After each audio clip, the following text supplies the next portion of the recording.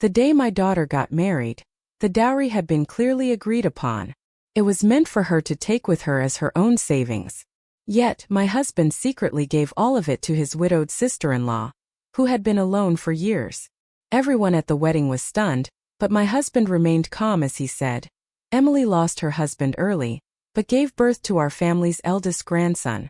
She's been raising him alone for so many years. What's wrong with me helping her a little? She's always lacked a sense of security. This money is just something I'm setting aside for her, so she can have some savings and take care of herself." Just that one phrase, "she lacks a sense of security," became a burden that crushed me for 15 years.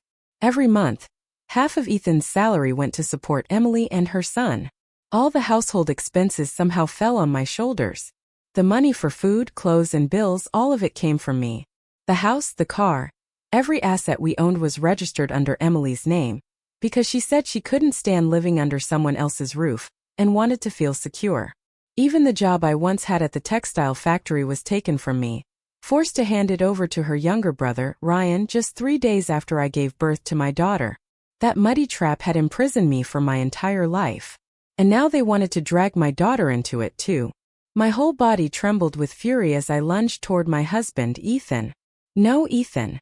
I won't let you touch our daughter's money." Caught off guard, Ethan shoved me hard and slapped me across the face, snapping irritably, "What are you losing your mind over now? You've been petty and calculating your whole life.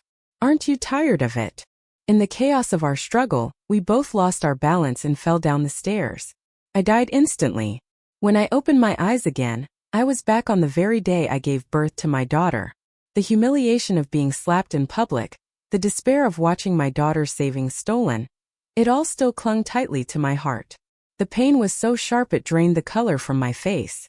At that moment, Emily sat nearby, cradling her baby boy in her arms. Her eyes shimmered with tears, and her voice was soft and trembling. "Lydia, you're so lucky," she said. "You have a sweet, obedient daughter and don't have to worry about anything.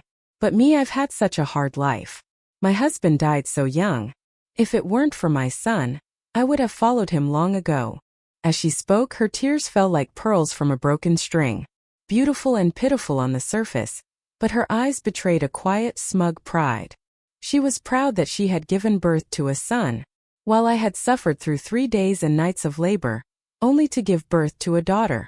In a time when having a second child was forbidden, she clearly thought she was above me. Every word she spoke carried a subtle hint of condescension. From the moment I became pregnant, Emily was either on the verge of death every 3 days or in unbearable pain every 5. To soothe her moods, Ethan had even left me during my prenatal checkups to stay by her side instead. I had argued, cried, and fought before, but all I ever got in return was his scolding. "Emily just needs a little emotional support," Ethan said. "She's raising her son alone. I'm her brother-in-law. What's wrong with helping her a bit? Lydia, do you have to be so small-minded? Lots of women give birth without checkups. You're the only one acting so weak and delicate." When Ethan pushed open the door and saw the scene before him, his face immediately darkened. "You upset Emily again," he said coldly. "Apologize." I stared at him, my heart turning to ice, cold, heavy, and bitter. He didn't see the woman who had nearly died giving him a child, nor the pale face drained of blood. All he could see was Emily's tear-streaked face, and that hurt him more than his own wife covered in blood. I clenched my eyes shut, forcing back the tears burning behind them. My voice came out hoarse and trembling. "I haven't said a word. Why should I apologize to her?" Ethan hesitated for a moment, then instinctively turned toward Emily. Seeing her tearful, pitiful face, he pressed his lips together and said coldly, "She's sensitive. Can't you be a little more considerate? She already understands what it means to feel secure. You're the one I married, Lydia. Why do you have to be so petty and competitive all the time?" So, no matter what I did or didn't do, I was always the one in the wrong. After saying that, Ethan placed 8 brown sugar eggs on the table, then casually reached out to pick up the baby boy in Emily's arms. His voice softened instantly. "Mom worked so hard. Let Uncle give you a hug, big guy." The little boy giggled happily and buried himself in Ethan's chest. Emily's eyes were full of tenderness as she looked at them. But the moment she turned toward me, her face darkened. Ethan, don't spoil Danny too much, she said sharply. If you keep doing that to him, he'll only crave your attention. What'll happen when he sees you holding Lydia's daughter? He'll be heartbroken. Ethan froze for a moment, his gaze falling on the tiny newborn wrapped in the blanket, her skin still red and soft. Then he looked back at Emily, whose eyes were glistening with tears. After a long silence, he forced a faint smile and spoke in a soothing tone. All right then. From now on, I'll only hold Danny and not his little sister. Okay. The boy laughed even louder, waving his arms as he babbled. No baby sister. No baby sister. Emily tilted her chin toward me with a smug look she couldn't hide. Her expression radiated satisfaction as if she'd won some invisible battle. I glared at Ethan, my heart pounding in disbelief. The absurdity of it all made it hard to breathe. I already knew he was biased, but I never imagined he would use our newborn daughter as a tool to please Emily and her son. A surge of pain and protectiveness washed over me like a wave. I looked down at my baby's tiny face, fragile and innocent, and tears spilled uncontrollably from my eyes. Seeing me cry, Ethan's expression softened slightly. He picked up the plate of brown sugar eggs and placed it in front of me. Why are you crying right after giving birth? Don't you know it'll hurt your eyes? Here, I made these for you. Eat them while they're hot. Emily's smile froze. Her eyes, once gentle, now glinted with hostility sharp enough to wound. In my previous life, these exact 8 brown sugar eggs had been the beginning of endless resentment. Ethan had stayed angry with me for the rest of his life, all because of one sentence from Emily, her eyes red with tears as she said, "If my brother were still alive, he would have made these eggs for me too." That single remark filled Ethan with guilt. Without hesitation, he took the eggs from me and handed them to her. I was so furious my whole body trembled. My blood sugar dropped so low I nearly fainted off the bed. Ethan, terrified that I might actually die, quickly fed the eggs back to me himself. But afterward, he used that very incident as an excuse to mock me for years. All that fuss over a few brown sugar eggs. Were you that desperate to take something from your sister-in-law? So short-sighted. Would you really starve if you didn't eat them? Since then I never touched another egg again. Just the sight of one made me nauseous. Emily was exactly the same as before. Her eyes gleamed as she sniffled delicately. If my brother were still alive, it would have been so nice. Lydia. Before she could even finish her sentence, Ethan rushed to comfort her, flustered. It's my fault, Emily. I was careless. Here, the 8 eggs were for Lydia, but you can eat first. I'll make another batch for her later. Then he turned to me sharply. Lydia, what are you standing there for? Your sister-in-law is crying. Go comfort her. I couldn't help but laugh bitterly. He wants me, a woman who just gave birth, to comfort her. Does he even hear himself? Emily still stood by the window, her eyes full of wounded accusation, waiting for me to apologize, waiting for me to bring her the eggs and beg her to eat them. The sweet, cloying scent of the brown sugar eggs in Ethan's hands wafted toward me, making my stomach twist violently. I couldn't hold it in any longer. I stumbled to the side of the bed and began to retch until tears streamed down my face. Emily, who had been standing near the window, hadn't stepped back in time. Her new leather shoes were splattered with dirt and bile. She froze for a second, her eyes flashing with hatred before she suddenly dropped to her knees in front of me and burst into tears. It's all my fault, she cried. I was wrong. I shouldn't have said things that upset you, Lydia. I'm such a terrible person. I shouldn't even be here in the delivery room. It's all my fault. I'll take Danny and end our lives right now. I'll never ruin your family's happiness. Before anyone could react, Emily snatched her son from Ethan's arms and rushed toward the door. In an instant, the small delivery room plunged into chaos. The baby's cries mixed with Emily's sobs. Ethan's panicked shouts filled the air, and my head throbbed so violently it felt like it might split open. When Ethan realized he couldn't calm her down, he turned toward me, his face blurring in my teary vision, fury blazing in his eyes. He suddenly grabbed the plate of brown sugar eggs and hurled them at me. The hot syrup splattered across my chest and hair. His voice thundered with rage. Are you satisfied now, Lydia? You had to make such a scene, didn't you? What did Emily ever do to deserve your humiliation? Get down there and clean her shoes? You've been nothing but trouble these months. Do you think just because you gave birth you can do whatever you want? The sticky sweetness of the syrup soaked through my clothes, clinging to my hair, my skin, filling the room with a nauseating smell that made me want to vomit. Emily huddled against Ethan's chest, trembling as he glared at me, his eyes filled with disgust, as if I were some ridiculous spectacle for him to watch. The mixture of sugar and eggs stung my eyes so sharply it burned deep into my skull.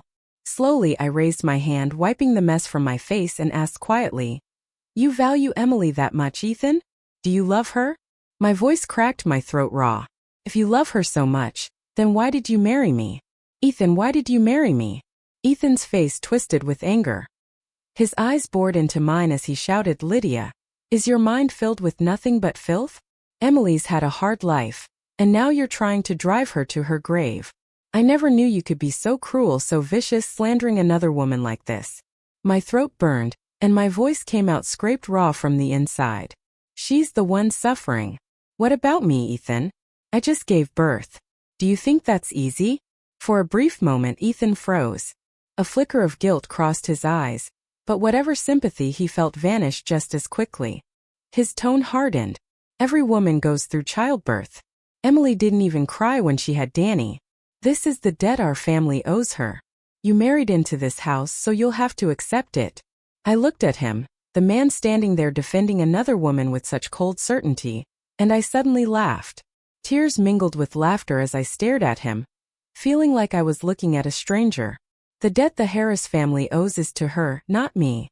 Lydia Harris doesn't owe you, Ethan." I lifted my chin.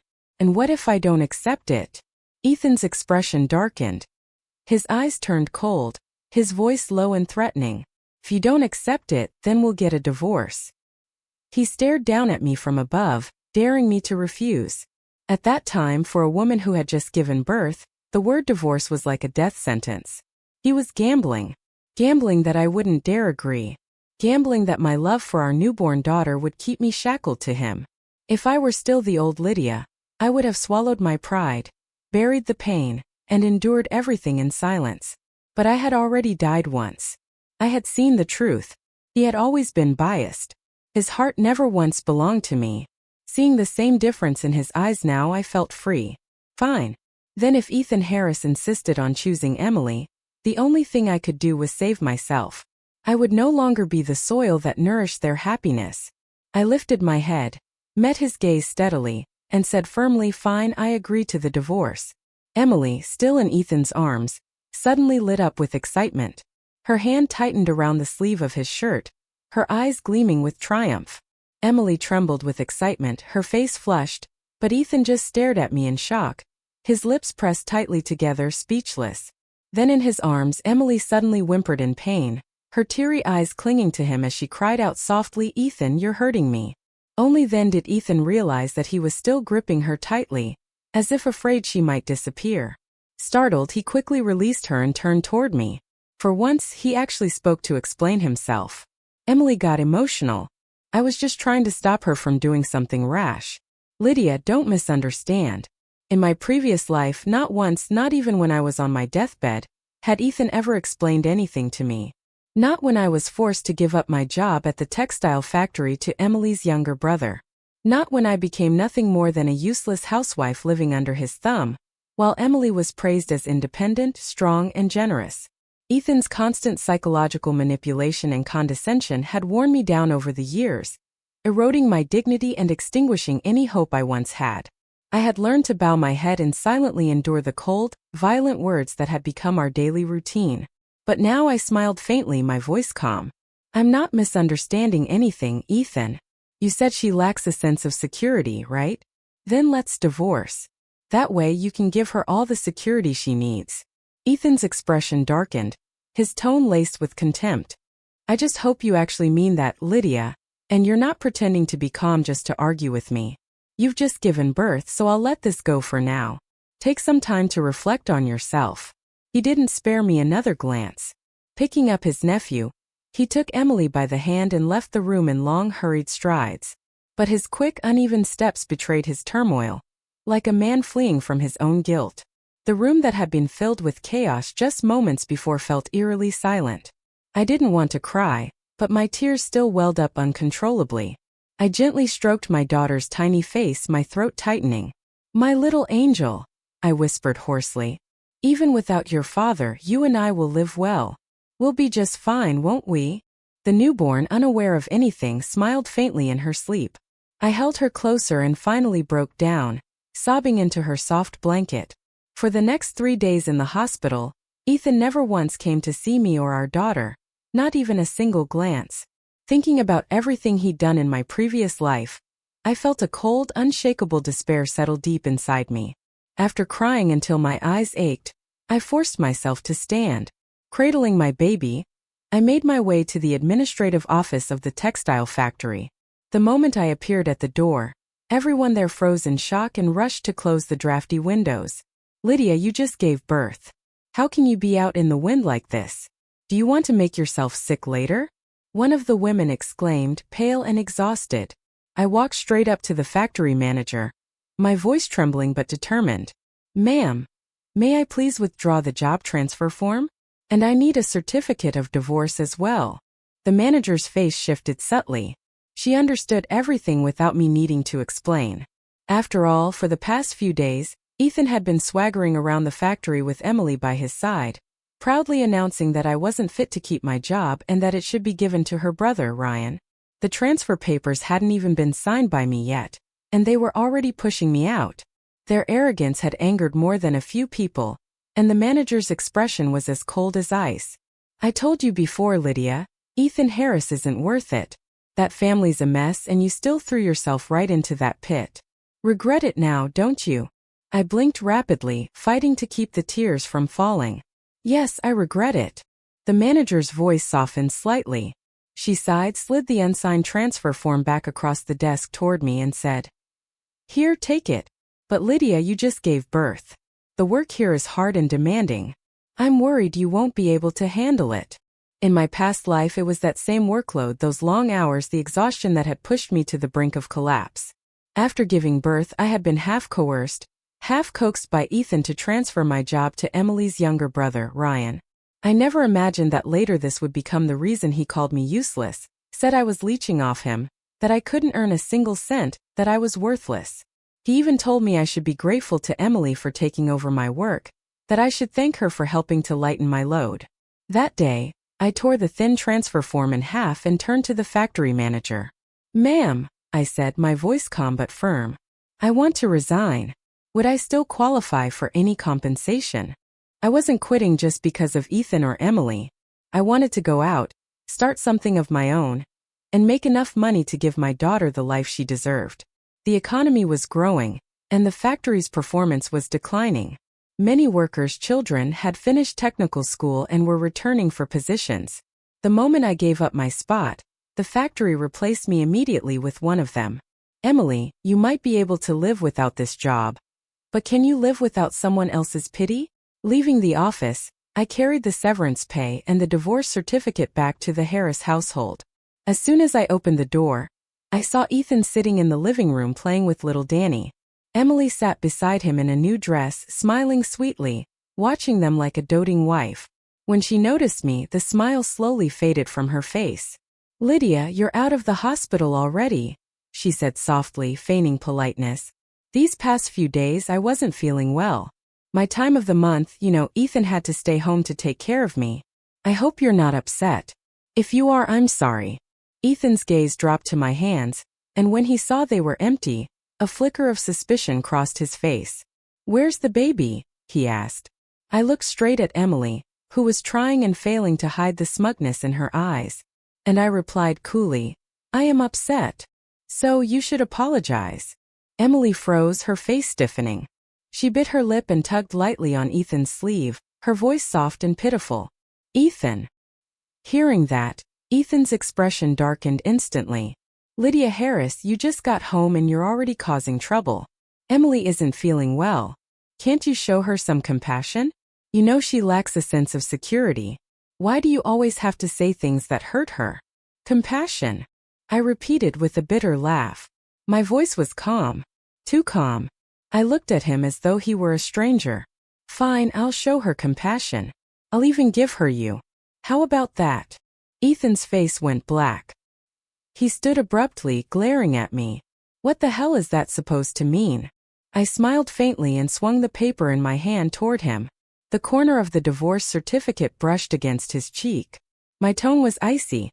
This is a divorce certificate issued by the factory. It confirms that our marriage has broken down, and that we can no longer live together.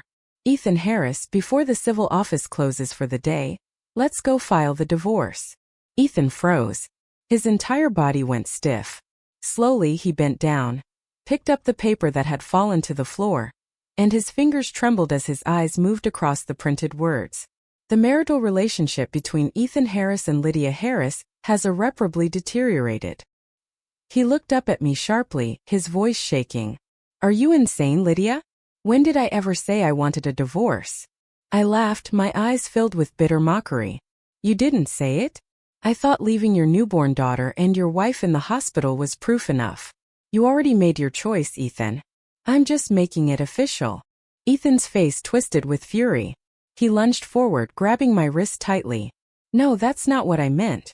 Come with me to the office right now. I don't accept this. I don't agree to any divorce. I yanked my hand free with all my strength and slapped him hard across the face. The sound echoed through the room. You don't accept it? I hissed, trembling but resolute. And who do you think you are to refuse, Ethan Harris? You're the one who abandoned your wife and child. The one who threw that bowl of brown sugar soup on me at the hospital was you, Ethan. And now you're pretending to play the victim. Don't you feel disgusted with yourself? You better go finalize the divorce with me. Otherwise, I'll make public your little affair with Emily. Let's see which one of us will still have peace after that. Ethan's eyes widened. He looked at me with something between pleading and desperation, his voice low and trembling. Lydia, why can't you understand me? Emily only has us left. She's family. Before my brother passed, he held my hand and made me promise to take care of her and Danny. I can't just abandon them. I laughed bitterly. Who said you couldn't take care of them? Did I ever stop you? If you don't want a divorce, fine. Then send her and her son back to her hometown. You can send money every month if you feel so responsible. Can you do that? Ethan's hand, which had been gripping mine tightly, went slack without even needing to think. He shook his head. No. Emily's health is poor. And Danny is the eldest grandson of the Harris family. I have to stay close to teach him properly. Sending them away would be like sentencing them to death. Emily's face went pale. Tears streamed down her cheeks as she whimpered pitifully. Ethan, please don't send us away.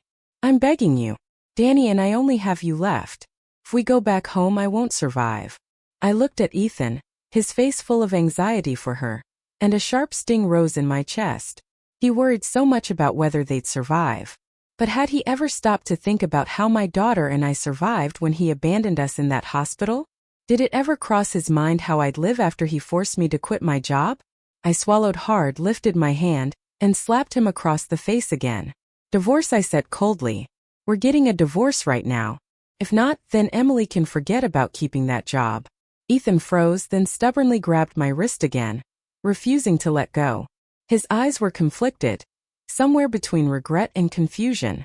But when he saw Emily swaying weakly beside him, the hesitation in his gaze hardened into grim resolve. He released me and turned to comfort her instead. It's all right, Emily. Don't cry. I won't let anyone bully you or Danny. No one will hurt you. I bent down, picked the divorce certificate off the floor, and walked straight into the house. Without a word, I pulled out our household registration book and marriage papers. I didn't even glance at him. Let's go, I said flatly. If we wait too long, the civil office will close. Don't waste my time. Ethan's face turned pale as paper. After a long silence, he finally followed me out, looking defeated. At the entrance to the civil affairs office, he suddenly grabbed my arm, his voice pleading.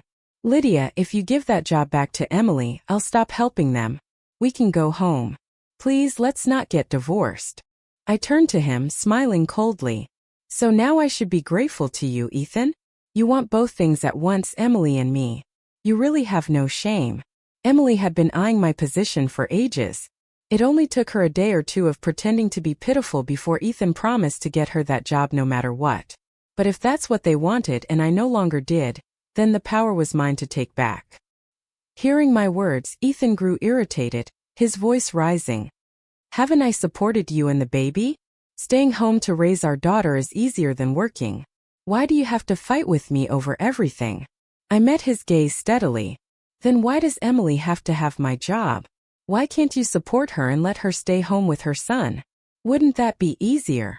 Without thinking, he blurted. Emily doesn't feel secure. She said she doesn't want to live her life begging for money. It's humiliating. You're different. You have me. A cold laugh escaped my lips. So, she thinks it's humiliating to depend on you, but when I do it, that's acceptable? I took a step forward toward the clerk's counter, my voice firm and icy. All right then. Let's make this official. With or without you, what difference does it make? After the divorce was finalized, Ethan stood there looking dazed, his face pale and unreadable. But the moment he saw Emily and her son waiting outside the courthouse, he forced a smile and said gently, "It's done, Emily. Let's go home." Emily's eyes flickered toward the divorce papers in his hand. She couldn't quite hide the joy in her expression, though. When she looked up again, she quickly put on a trembling, fearful act. With tears glistening in her eyes, she turned to me and said, "Lydia, I'll scold Ethan for this when we get home. Don't be angry with him anymore. He's a man.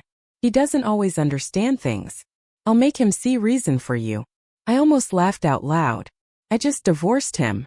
Yet in Emily's mouth, I was still the unreasonable, childish one who gave her the confidence to think she could still play the role of a benevolent peacemaker. I stepped closer to her, my voice low and cutting. "Are you trying to persuade Ethan to come back to me?" Emily froze, her smile faltering. "Of course, that's not what I..." Before she could finish, I swung my hand and slapped her across the face with all my strength. My palm stung from the impact. Emily fell hard to the ground, stunned, and it took her a long moment before she could get up again. She stumbled straight into Ethan's arms, sobbing miserably. "I can't live anymore, Lydia," she cried between gasps. "You're bullying me just because I'm a widow with no one to protect me. Maybe I should just die.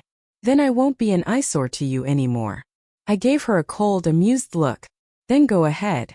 Crying won't do the job." Ethan's face turned to stone. "Lydia Harris, what the hell is wrong with you? Apologize to Emily now." I didn't even bother to look at him. I just laughed short and sharp and turned to leave. But Ethan reached out and grabbed my arm roughly, his voice trembling with anger. "Where's our daughter?" I yanked my arm free. Even now, I thought bitterly, he dares to bring her up. The memory of my past life hit me like a knife. How he had abandoned us, how he'd given away my daughter's dowry and every penny meant for her to Emily and her son without hesitation. My whole body trembled with rage.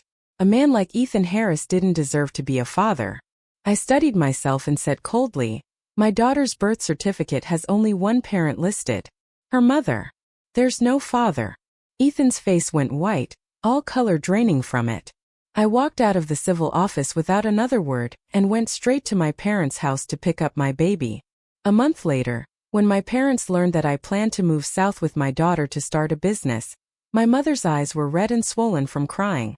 "Lydia," she pleaded, "I won't stop you from working hard, but the baby is still so young. Let her stay with me. I'll take care of her. Why do you have to drag her with you and suffer together?" I looked at my daughter's soft, delicate face and shook my head. "No, Mom. When she was born, she didn't even have me by her side. She's my life. No matter where I go, she's coming with me. I can handle hardship, but she shouldn't have to." When I boarded the train, my mother was still crying at the platform, her figure growing smaller until she disappeared from view. From the north to the south, everything I saw was like stepping into a new world. The energy, the progress, the booming economy. It was all so different from the life I'd left behind. The world outside had moved on without me. Many people had already left their secure government jobs, those so-called iron rice bowls, to venture into business, becoming the first wave of self-made entrepreneurs. For me, the first step was working at a garment factory.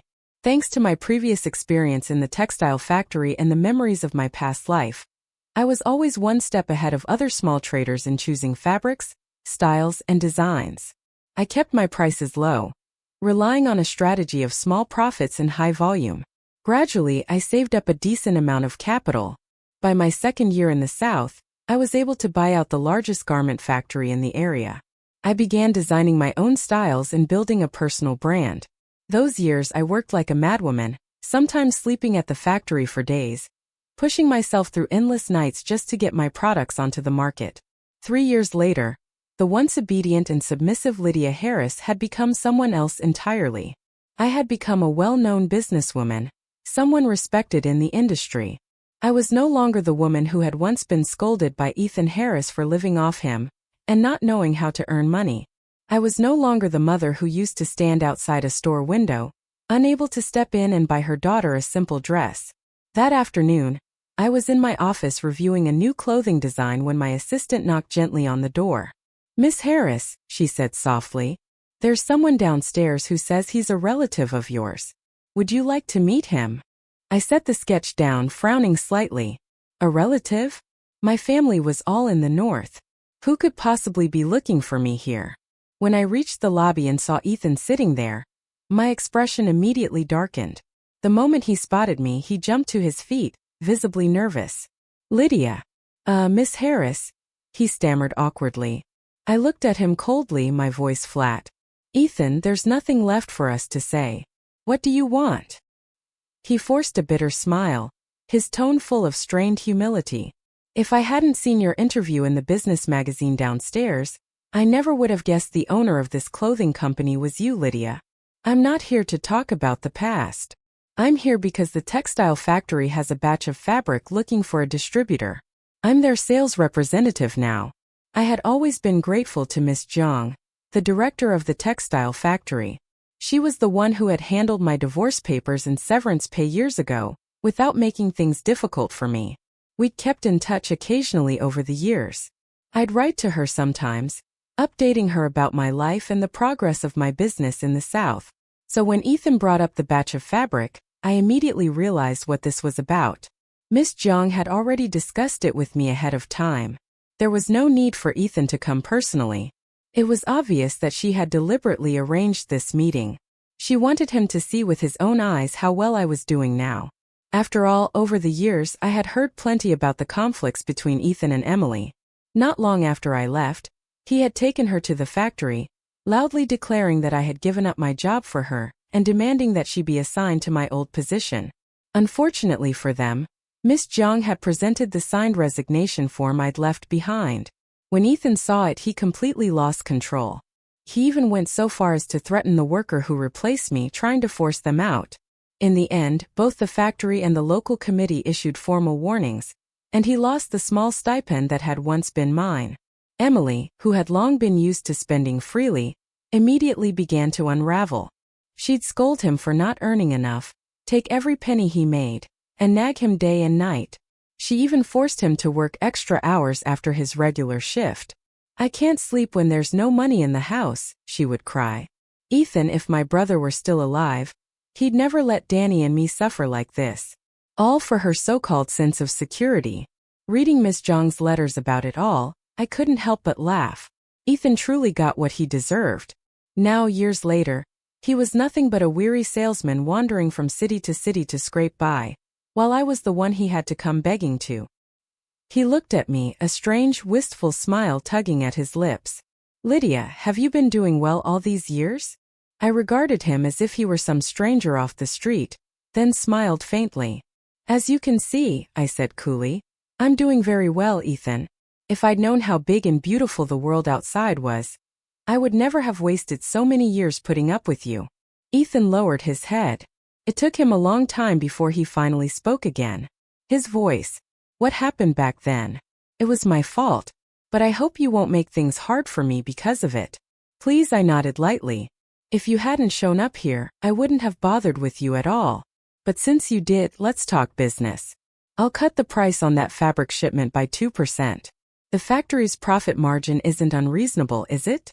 Jiang had originally set aside exactly 2% in profit for him as commission. Now that I'd lowered the price, Ethan wouldn't earn a single cent. Ethan would not only lose his commission, but would even have to pay out of pocket for travel expenses and other costs. Panicking, he took a few quick steps toward me, trying to reach out for my arm. Lydia, for the sake of everything we've been through, please don't push me this far. For the sake of everything we've been through, the words sounded absurd coming from him. I almost laughed out loud. Between us, there was never anything that could be called affection or loyalty. I stepped back to avoid his touch and raised 3 fingers. Seeing that he still intended to come closer, I shot him a freezing glare and said coldly, "Don't come any closer. You disgust me. Take one more step and that batch of fabric will rot in storage. I'll make sure not a single factory in the South dares to touch it." Ethan froze. His face went pale, eyes filled with humiliation and panic. Finally, he took several steps back, stammering, I'm sorry. I won't come closer. I'm sorry." I stared at him without a trace of emotion and turned away, watching him stumble out of the lobby. Then I looked at my assistant. From now on, he's not allowed anywhere near this company or the factory, not even one step. Seeing my expression, my assistant nodded immediately and rushed off to instruct security and the gate guards to strengthen patrols and keep all members of the Harris family out. After that day, I never saw Ethan Harris again. When business in the South stabilized, I began preparing to expand into the northern market. The day my daughter, 3-year-old Anna, heard that I was traveling north, she clung to my arm and pouted sweetly. "Mommy, can I come too, please? I miss Grandma and Grandpa so much." I looked at her round, rosy face and couldn't help but laugh softly. "All right, sweetheart. You can come with me tomorrow." Anna's eyes sparkled with excitement. She immediately started packing her tiny suitcase, trying to fit in all her princess dresses and little leather shoes, though no matter how hard she tried, it was never enough space. When we finally arrived in the north, I took Anna straight to my parents' house. It had been 3 years since I'd last seen them. Communication hadn't been easy back then. The moment my mother saw us step through the door, her eyes turned red and she began to mutter through her tears, "You've been gone so long without sending a word. I thought something had happened. I was worried sick." Anna ran into her grandmother's arms, cuddling close. "Grandma, I missed you so much. Don't scold Mommy, okay?" My mother laughed through her tears, scooping her up and heading straight to the kitchen. "Come on, baby. Grandma's going to cook you something delicious." A few days later, I met with Miss Tsiong, the director of the textile factory. She grinned as soon as she saw me. "I thought sending that bastard Ethan to meet you would help me vent some anger on your behalf. Who knew you'd end up taking 3% of his profit instead? Guess there really are no saints in business." I chuckled. Just seeing his face was tiring enough.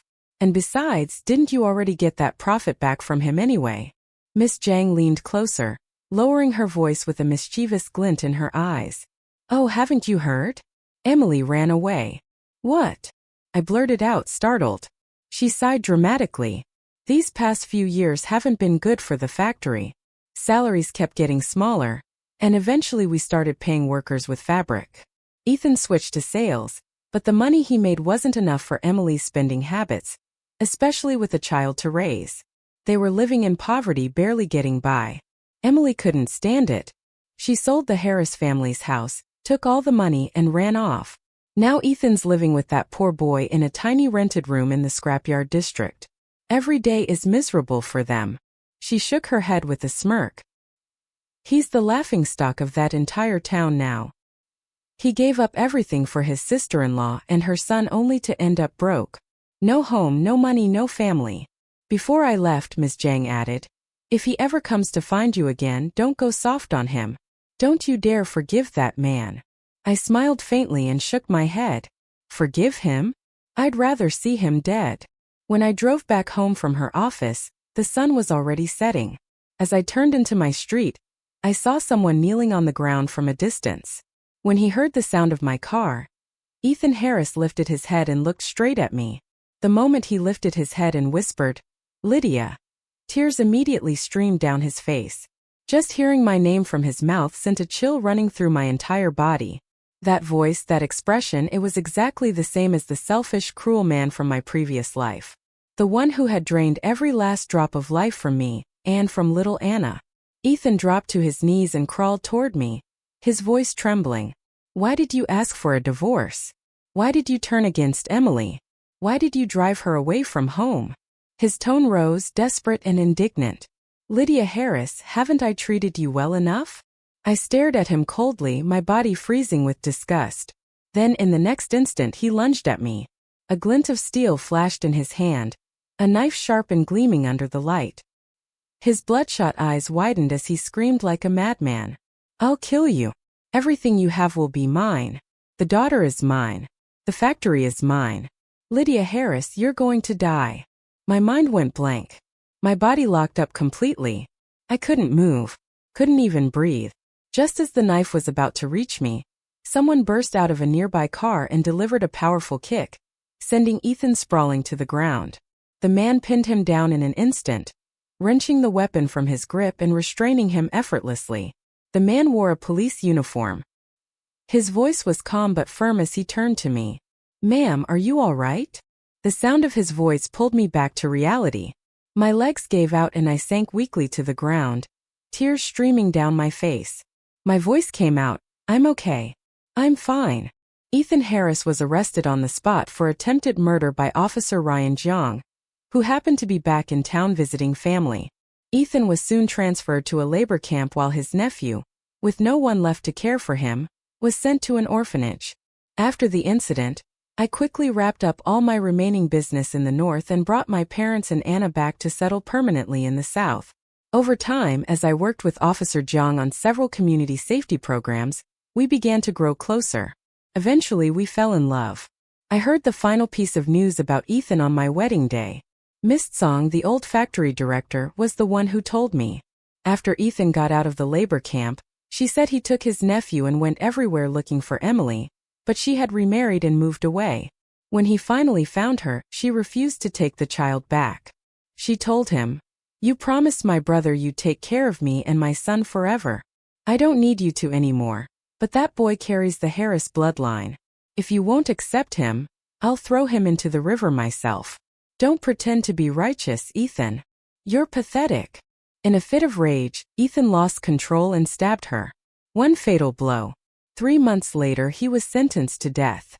Before his execution, he broke down crying, saying he was sorry to me and to Anna. But I knew better. He wasn't sorry because he regretted what he'd done. He was sorry because he was afraid to die. After speaking briefly with Miss Jiang and a few guests, I turned back toward the ceremony. I was wearing the custom wedding dress I had designed myself.